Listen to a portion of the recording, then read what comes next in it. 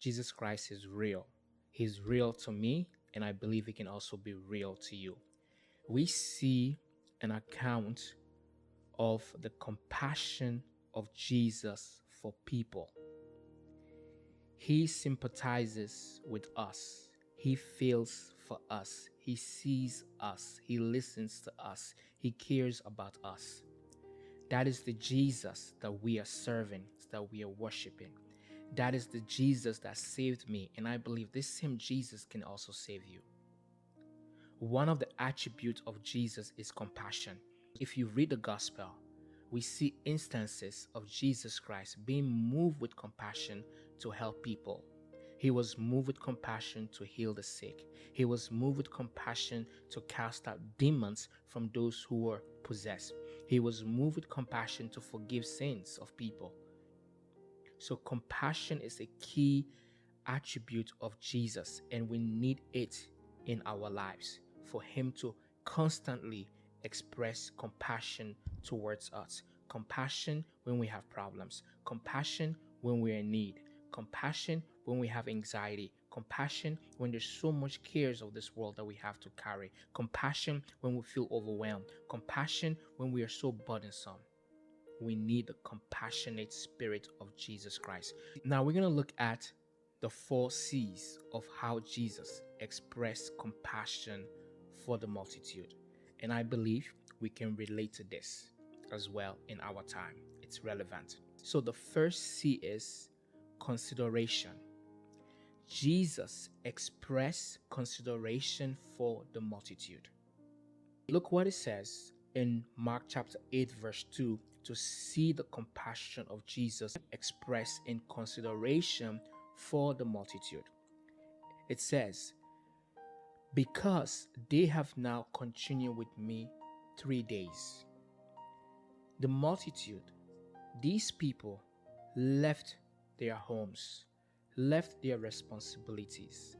I believe left their children, their spouse, their family members, their friends, just to spend time with Jesus, just to focus on Jesus. Consideration in a sense that Jesus sees their commitment. Jesus sees their devotion.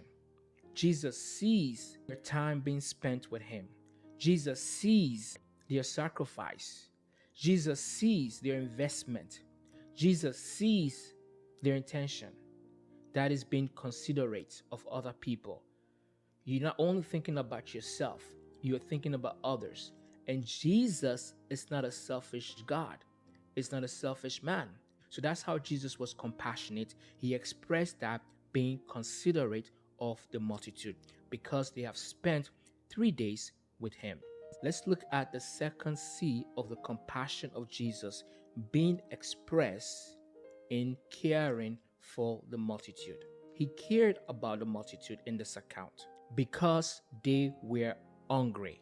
So look what it says in that same Mark chapter 8 verse 2. Not only the people have been with Jesus for 3 days, it says they have nothing to eat. It shows the compassion of Jesus being expressed in caring for the needs of the people, and the people were hungry.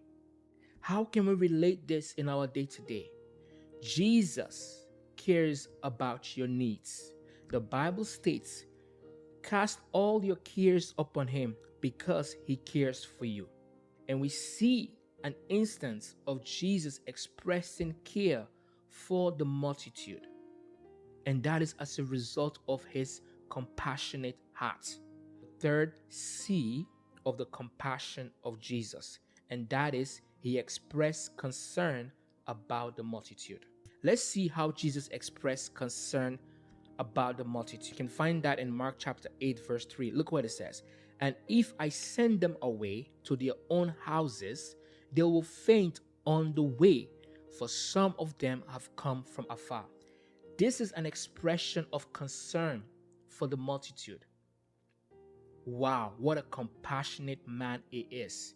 He was concerned about the distance in which the multitude have traveled to be with Jesus for 3 days without food. And he was saying that I cannot just let them go empty-handed. I cannot just let them go with empty stomach. I have to do something, or else these people, they're going to go back hungry and they're going to faint on their way. And some of them have come from a long distance. This is a compassionate heart speaking. He's expressing his concern for the multitude so that they will not faint because they're tired, they're physically exhausted. Fatigue is taking a toll on the multitude. And Jesus, being so sensitive, being so caring, being so considerate, now is expressing concern for the well-being of the people. You see, when you are a compassionate man or woman, you seek the well-being and the welfare of people. When you see a need, you want to meet that need. When you see a problem, you want to solve that problem. And that is exactly what we see here.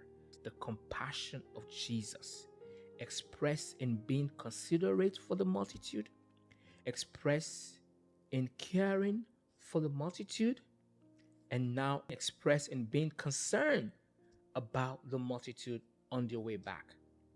This is an example of compassion, of someone who is full of compassion. Not only that, you can have compassion with no action.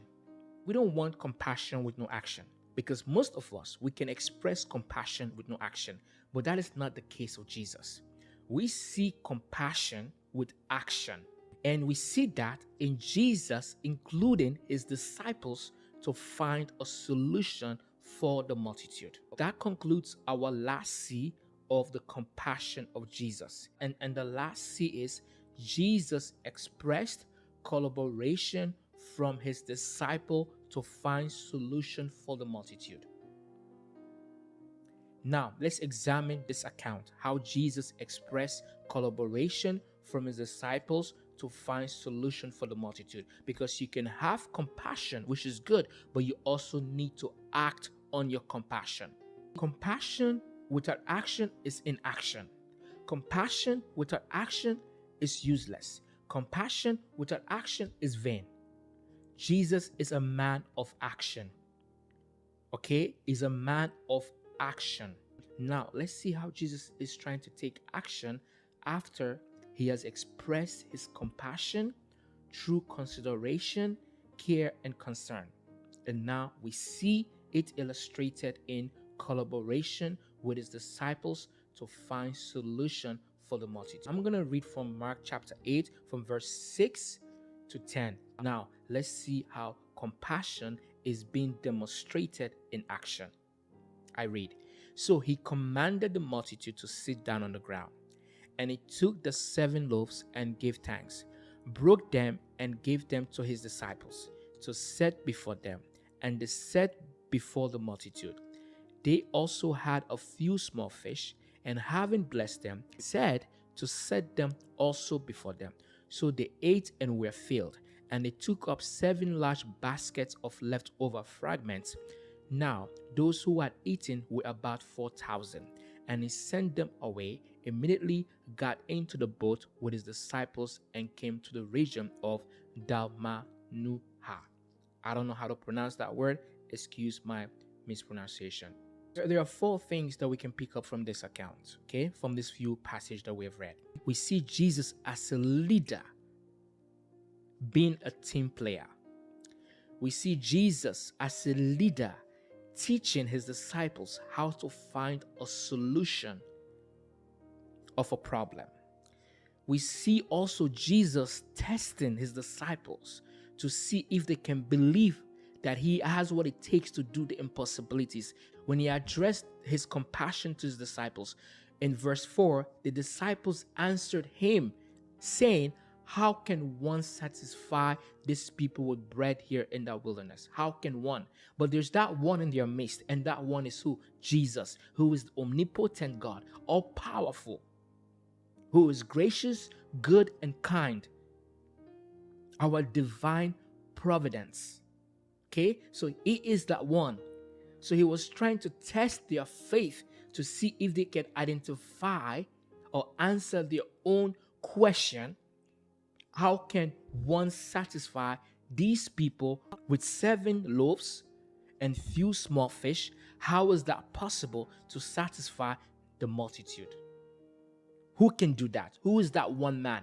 And that one man is in their midst. And that one man is trying to see if they know who he is. Okay? So he's trying to teach his disciples to make the impossible possible. He's trying to teach his disciples to know that they can also do greater works, that they can also perform miracles. And he was also trying to test their faith to see if they believe that he has what it takes to provide solution, to feed the 4,000, because he had already fed the 5,000. And he can also do likewise. Hopefully the disciples can learn from Jesus feeding the 5,000. And now he can also feed 4,000. He was trying to test their faith in him, and it was also trying to test their own faith if they have what it takes to find solution of feeding the multitude in the wilderness. 3 days without food. And this is also a testimony for his disciples moving forward.